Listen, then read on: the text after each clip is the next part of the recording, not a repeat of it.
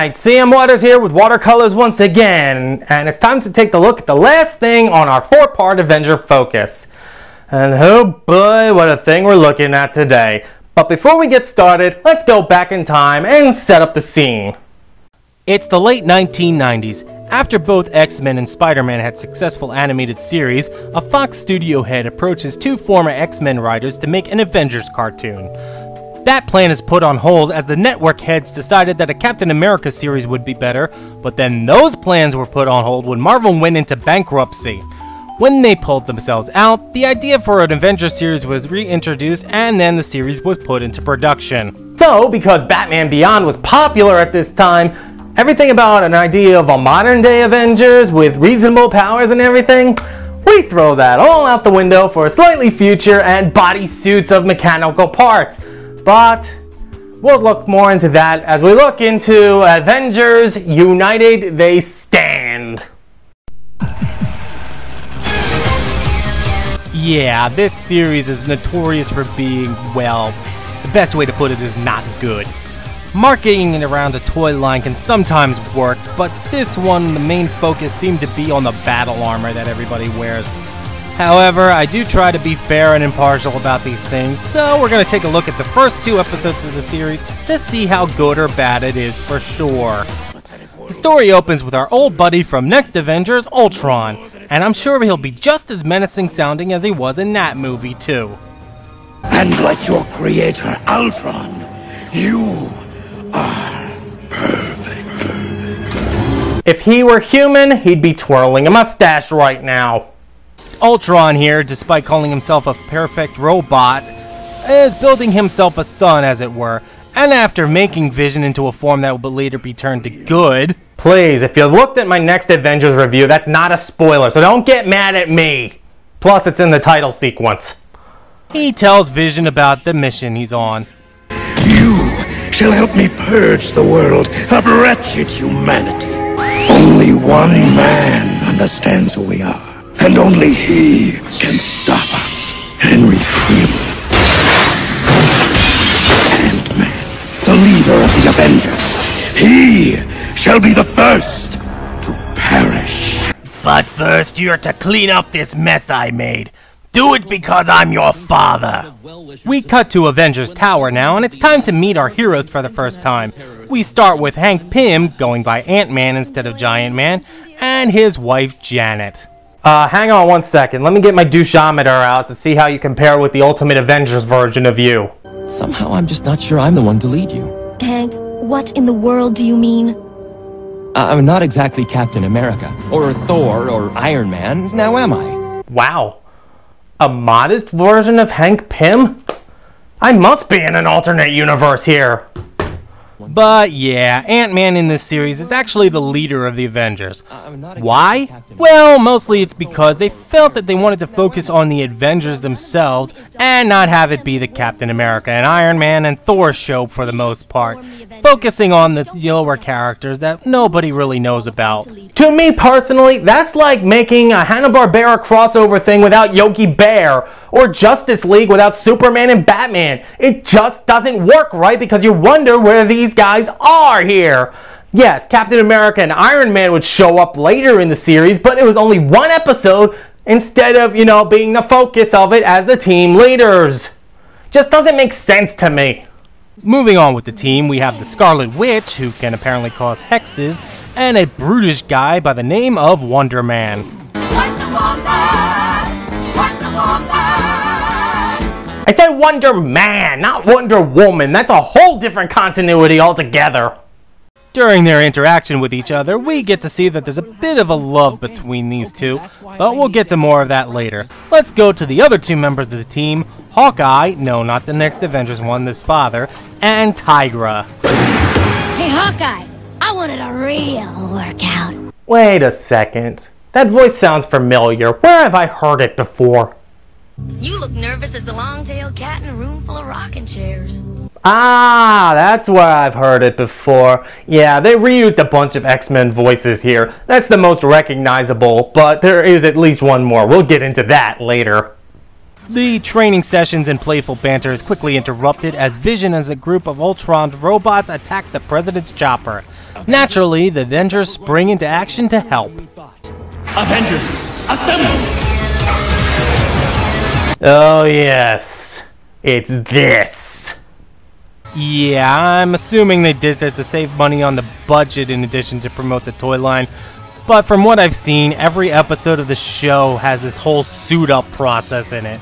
It's a trick very often used in animation using this kind of stock footage, as seen in the following. By the power of Grayskull!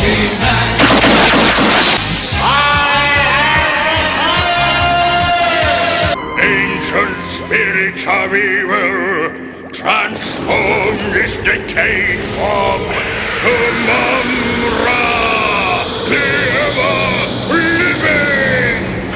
Live, Bitty Zimmerfella! Makeup!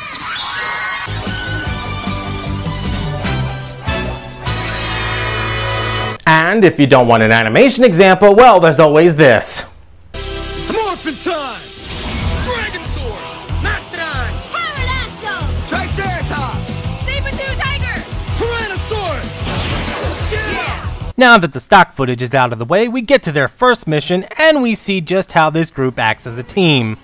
Hawkeye, Wonder Man, Tiger, Scarlet Witch. Drop and go maneuver 12. Execute. Maybe it's just that I'm spoiled with the style that we saw in the Ultimate Avengers and Next Avenger movie, but these battles don't seem that tense. Yeah, Tiger gets hurt during it, but because this is a younger show, you know that in a few moments she'll be fine. Plus, the robots don't seem that big of a threat in this show either. Yeah, I know, complaints due to it being a TV. So instead, let's just bring in a new hero.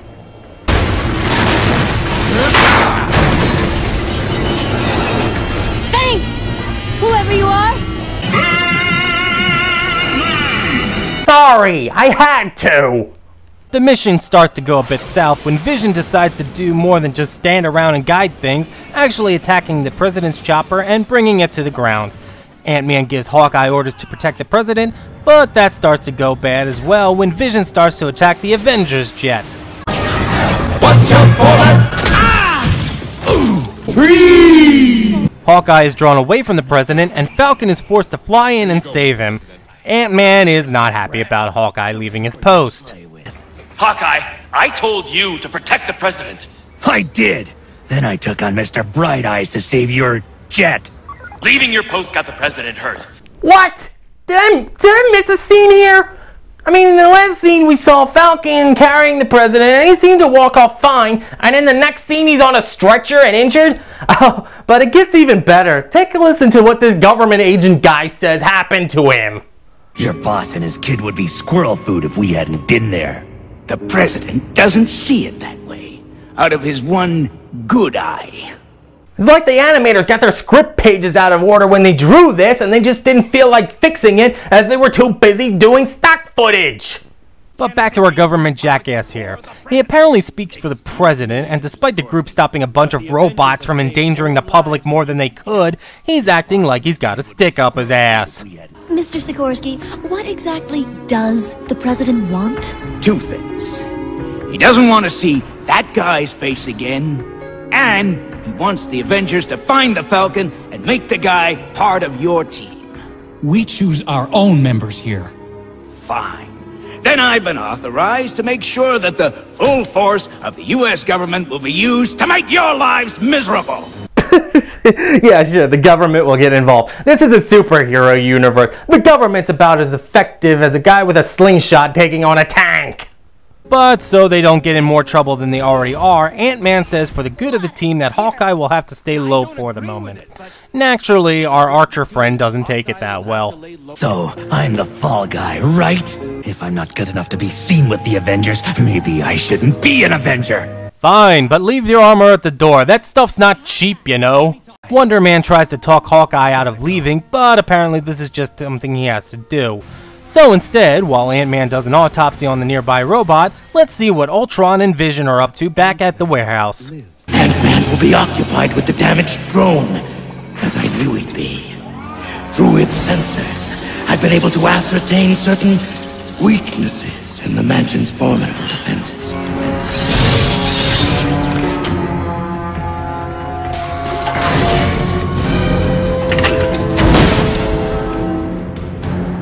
Yes, kids, it's your very own Ultron action figure. It comes in each individual part per package.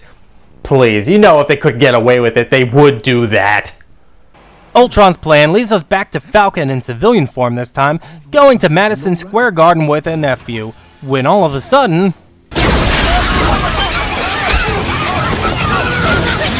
I don't know why these guys are panicking like this. This just seems like a New York Saturday night to me. Falcon tries to get his nephew to safety, but like other kids we've seen in the Marvel universes, they don't tend to follow instructions that well, do they? And the kid, Andrew, rushes out. Uncle Sam! Uncle Sam? Wow, those posters had him all wrong, didn't they? Andrew! Andrew! They just had a kid almost get killed on this show. Okay, united they stand, that's 1 point for you. But there's no time for more havoc to strike as the Avengers arrive on the scene just in time for the robots to shut down. They quickly realize that the actual target was Hank and rush back to help him deal with things. Ebenezer screwed. Damn it, wrong programming. Wonder Man manages to get in the line of fire before Vision can destroy Hank, taking a full blast and then an explosion from the drone. This distracts Vision long enough for Tigra and Wasp to take him down, complete with Tigra making bad one-liners. Big things come in small packages, tough guy. You're not funny and nobody likes you. Now that we've got an injured hero that is rapidly dying and an evil robot hell-bent on killing you in the lab, what's the first thing that needs to happen? Why, have a conflict between our heroes with Hawkeye coming in to check up on things. Wonder Man's gonna be okay, right? No, Hawkeye. Wonder Man is not okay. He's dying, and I can't do anything about it. Hold it. You're not blaming this on me. Don't forget, Mr. Big Shot Leader, you told me to lay low. Defensive much, Hawkeye? I know you're voiced by the same guy who did Gambit and he's doing a Wolverine impression, but that doesn't mean you have to try to be a defensive badass all the time. Anyway, Wonder Man is dying and they can't revive his body anytime soon, so what's the best idea to do? Why, nothing less than put your best friend's mind inside the body of an evil killer robot that you had a hard enough time getting down in the first place. Come on, Pym, you can't be dumb enough to think that's a good idea. We showed him. We are dumb enough. Even Hawkeye and Scarlet Witch are quick to point out how crazy an idea this is. What if whoever built this jerk can still control it? Stop, wait! You want to take Wonder Man's mind and put it in that thing? Okay, cut right there, guys. Scarlet Witch, there's a fine line between being emotional about something happening and just terrible acting. You not only crossed that line, you jumped over that line and salted the earth so nothing else could ever grow on that line. Ant-Man manages to convince him that this is the only way, and he goes about the procedure by shrinking inside of Vision's head to place a module in it. Back at Ultron's summer beach home, we learn that he's just a little bit crazy as he monologues. How could those humans conquer my vision? He was perfect. Wait a moment. He is perfect. His signals are weak, but when he awakens, I can reach him and use him to destroy the Avengers from the inside. Speaking your plans out loud, what do you think of that next Avengers Ultron? Illogical. While the Avengers wait to see if their Dr. Frankenstein-level plan comes to fruition, Falcon arrives at the mansion via an invite from Tigra and offers to help things if needed. Hawkeye, still being a petulant and whiny little bitch about things, takes offense to this. You think you can replace me or Wonder Man? Better guys than you have tried to become an Avenger and failed. Look, this is a bad day. We can talk later. If all you want to do is talk, Birdman, don't bother coming back. You got a problem with me, pal? Because if you do, we can settle it right now. Alright, this could be interesting. We could have a great fight between two superheroes, seeing how well they do. Oh, screw you, Pym! You couldn't wait a few more minutes to let us know about Vision waking up? Ah, well, since that happened, and now he's got Wonder Man's memories in him, let's see how Vision treats Scarlet Witch. Vision quickly tries to get back on the attack, but thanks to some trick attacks by the Avengers and a stun gun from Hank, he's taken down, but not before recognizing Hawkeye. Vision is quickly trapped up to a strange device and is being talked to. How do you feel? Feel. Now, sense of touch, sensation, feeling. The quality of a thing as imparted through touch. Special guest appearance by Lieutenant Commander Data from Star Trek: The Next Generation. Some debate goes on whether or not Wonder Man's personality is truly inside Vision, even after Vision expresses regret for his action, but we can't worry about that now. It's time for Ultron to actually get off his mechanical butt and do something in this show besides be the world's largest director set and actually leads a strike force against the Avengers Mansion. The group goes out, save for Hawkeye, who's still moping in a way. Vision has a talk with him. Are you not going? They don't want me with them. You are wrong, Hawkeye. They want you, and they need you. You are an Avenger. Yeah, I am. And that whole arc of distrust is blown away by him taking advice from the robot that he didn't trust himself. Bravo there, writers! Avengers, assemble! After the stock footage transformation scene's out of the way, Vision manages to use his powers to break free, and the Avengers and Falcon go to confront Ultron in battle. Falcon, you're with me. Pattern K formation, go! Wait, I just joined the team. I don't know any damn formations. The group manages to get past the drones, but when fighting Ultron, that's a much different story. And it's here we see why Ultron is going after Hank in the first place. You disappoint me, Ant-Man, but then you always have. What do you mean? I don't know you. You've just proven my point, that I could take the ridiculous, primitive robot you made and transform myself beyond your recognition. Oh great, a robot with daddy issues. That makes your villain so interesting, doesn't it? But I'm not perfect. And I created you! I created myself! Without me, you wouldn't exist. Ah, the old attack on the logic algorithms trick. Ant-Man must have studied under Captain Kirk here. Well, this is enough time for Falcon and Hawkeye to hit Ultron, and also allows Vision to turn on his master for good, forcing Ultron to retreat. But we do learn that this was all a distraction, as we find out Ultron's real goal was that his robots would take away Wonder Man's body. Yeah, for you fans of the X-Men animated series, Wonder Man here has pretty much become the beast of this series. He wouldn't come back until much later on. Good to see that original ideas were still going around, wasn't it? But there's no time to grieve over lost friends, as Vision and Falcon are made official members of the team. The armor and symbol of the Avengers is a badge of honor. If it's such an honor, why doesn't every member of this team have it?